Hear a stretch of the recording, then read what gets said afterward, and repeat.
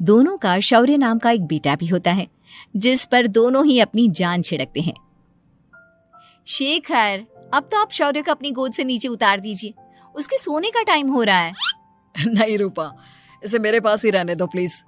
मैं थोड़ी देर में इसे बिस्तर में सुला दूंगा। लेकिन कल सुबह आपकी ऑफिस में मीटिंग भी तो है ना, और इसके लिए आपको कल जल्दी भी तो निकलना होगा।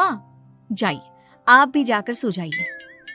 क्या यार, अभी तो मेरी गोद में आया था मेरा बेटा और तुम उसे लेकर जा रही हो। बाद में कर लेना अपने बेटे से प्यार, अभी जाकर सो जाइए। रूपा शेखर से शौर्य को ले रही होती है कि तभी शौर्य रोने लगता है। शौर्य को रोता देखकर रूपा उसे फिर से शेखर को थमा देती है। आपका बेटा ना एक नंबर का नौटंकी है, बिल्कुल आप पर गया है वो। साफ बोलो ना, तुम्हें जलन होती है हम दोनों बाप बेटे का प्यार देखकर। पहले बड़ा तो होने दो तुम शौर्य को, फिर देखना वो सबसे ज्यादा मुझे ही प्यार करेगा। देखते हैं। ऐसे ही दिन बीतते चले जाते हैं और एक दिन कैंसर की बीमारी के चलते रूपा की मौत हो जाती है। अब शौर्य 3 साल का हो चुका होता है, जिसके कारण उसकी दादी शेखर पर दूसरी शादी का दबाव बनाने लगती है। शेखर, शौर्य अभी बहुत छोटा है और उसे इस समय एक माँ के प्यार की बहुत जरूरत है। माँ, मुझे दूसरी शादी नहीं करनी। क्या पता जो दूसरी औरत आएगी वो मेरे बेटे को एक माँ का प्यार दे या ना दे। तो रूपा की छोटी बहन वैशाली से ही शादी क्यों नहीं कर लेता? वो तो शौर्य को एक माँ का प्यार पूरा दे सकती है ना। मैंने कहा ना माँ, मुझे दूसरी शादी नहीं करनी, और अपनी ही पत्नी की बहन से तो हरगिज नहीं। ऊपर से अगर रूपा देख रही होगी तो वो क्या सोचेगी? अपने लिए ना सही, लेकिन तुझे शौर्य के लिए तो शादी करनी ही पड़ेगी ना बेटा। शेखर कुछ कहता उससे पहले ही अंजुमन उसे रूपा की कसम दे देती है, जिसके आगे मजबूर होकर शेखर शादी के लिए हामी भर देता है। देखो वैशाली, मैंने तुमसे शादी सिर्फ अपने बच्चे के लिए की है। मैं चाहता हूं कि तुम उसे एक माँ का भरपूर प्यार दो। शौर्य, आपके साथ साथ मेरा भी कुछ लगता है। अगर आप मुझसे शादी नहीं भी करते तब भी मेरा प्यार शौर्य के लिए कभी कम या ज्यादा नहीं होता। शादी के कुछ दिनों बाद ही शेखर की माँ की भी मौत हो जाती है। वैशाली शौर्य को एक माँ से भी बढ़कर प्यार देती है। शौर्य को लेकर वैशाली का यूं निस्वार्थ प्यार देखकर शेखर को भी उससे प्यार हो जाता है और कुछ सालों बाद शेखर और वैशाली का भी लड़का हो जाता है। लेकिन इसके बाद वैशाली का शौर्य को लेकर बर्ताव बदलने लगता है। वैशाली, मैं देख रहा हूँ तुम आजकल शौर्य का जरा भी ध्यान नहीं रख रही हो। मुझे पता नहीं था कि आदित्य के होने के बाद तुम इतना बदल जाओगी। आदित्य मेरा अपना सगा खून है और शौर्य दीदी का, फिर मैं दोनों में अंतर कैसे नहीं करूं? माँ भले ही दोनों की अलग अलग है, लेकिन पिता तो एक है ना। अगर मुझे पहले पता होता कि तुम इतनी जल्दी बदल जाओगी तो मैं कभी तुमसे शादी ही नहीं करता। हाँ, तो किसने कहा था आपसे मुझसे शादी करने के लिए? मैं थोड़ी ना आई थी आपके पास, आपकी माँ ही आई थी मेरे घर आपका रिश्ता लेकर। वैशाली, मुझे तुमसे ऐसी उम्मीद नहीं थी। गुस्से में शेखर अपना पैर पटकता हुआ शौर्य को वहां से लेकर चला जाता है। पापा, मम्मा मुझसे प्यार क्यों नहीं करती?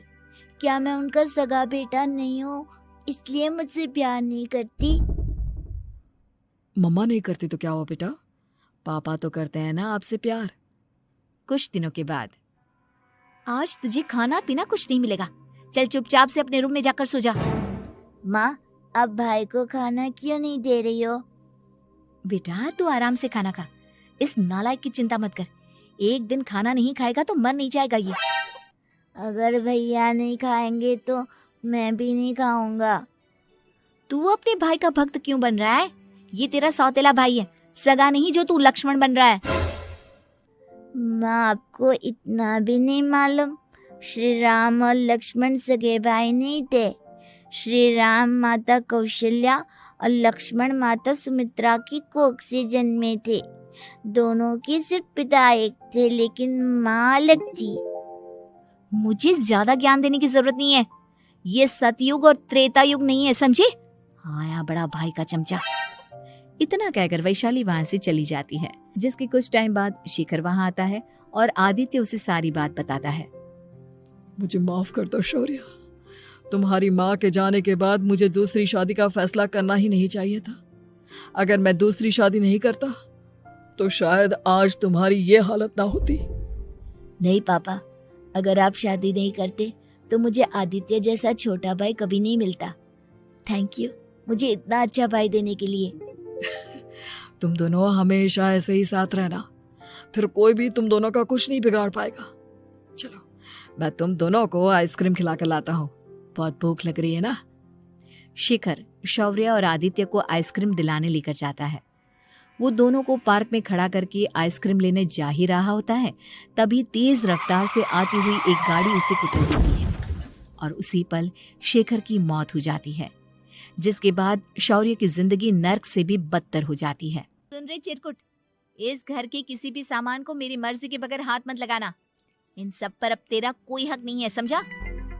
ठीक है माँ, मैं आपकी इजाजत के बगैर किसी चीज को हाथ नहीं लगाऊंगा। चल जाकर अब पूरे घर की सफाई कर।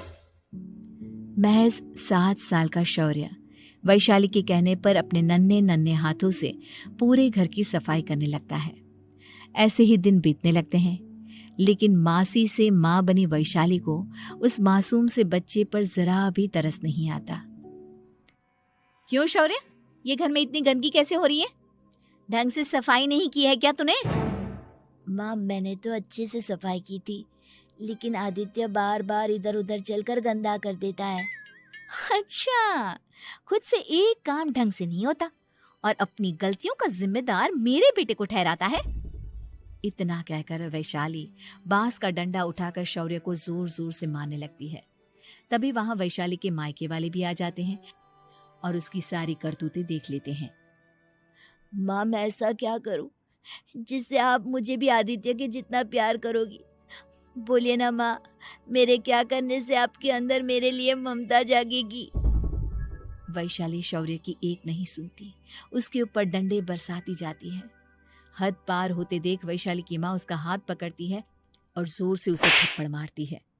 यही सब करने के लिए तूने दामाद जी से शादी की थी? हमने सपने में भी तुझसे ऐसी हरकत की उम्मीद नहीं की थी। तू माँ नहीं, माँ के नाम पर एक धब्बा है। बस कीजिए माँ, आदित्य के इस दुनिया में आने से पहले मैंने इसे बहुत प्यार किया था, लेकिन अब जब मेरी खुद की औलाद है तो मैं किसी और के बच्चे से प्यार क्यों करूं? अरे नालायक औरत, जिसे तू किसी और का बच्चा कह रही है वो तेरी खुद की सगी बहन का बच्चा है। बहन है तो क्या हुआ, मेरे अपने बच्चे से बढ़कर तो नहीं हो सकता ना ये कभी। अगर यही बात थी तो तू हमें पहले बता देती, हम शौर्य को अपने साथ ले जाते। उसे इस तरह प्रताड़ित करने की क्या जरूरत थी? अगर आपको लेकर जाना है ना तो ले जाइए इसे, मैं नहीं रोकूंगी। नहीं माँ, मुझे कहीं नहीं जाना, मुझे आपके साथ ही रहना है। मैं तेरी कोई माँ वावा नहीं हूँ, तेरी माँ मर चुकी है, समझा? अब निकल जा मेरे घर से। माँ आप बहुत गंदी हो, मुझे भी नहीं रहना आपके साथ, मैं भी भाई के साथ ही जाऊंगा। अरे तू क्यों जाएगा, तू तो मेरा सगा बेटा है, जाने दे इसे। हम यहाँ ऐश से रहेंगे, तुम्हारे पापा बहुत सारी जमीन जायदाद छोड़ गए हैं तुम्हारे लिए। नहीं माँ, मुझे भाई के साथ जाना है। आप अच्छी नहीं हो, आप बहुत बुरी हो, आप भाई को बहुत परेशान करती हो। देख वैशाली, तुझसे ज्यादा समझ तो इस मासूम बच्चे में है। ये तेरे बुरे कर्मों का ही नतीजा है जो आज तेरी सगी औलाद खुद से तुझे ठुकरा रही है। आदित्य, तुझे इस शौर्य ने भड़काया है ना मेरे खिलाफ? नहीं माँ, मुझे किसी ने भड़काया नहीं, पर मैं सब देखता हूँ, सब समझता हूँ। भाई बहुत अच्छा है, वो आपकी जैसा नहीं है। चलिए नानी। इतना कहकर वैशाली के मायके वाले आदित्य और शौर्य को अपने साथ ले जाते हैं और इस तरह वैशाली बड़े से घर में अकेली पड़ जाती है। 2 बेटों के होते हुए भी आज उसे माँ कहकर बुलाने वाला कोई नहीं होता।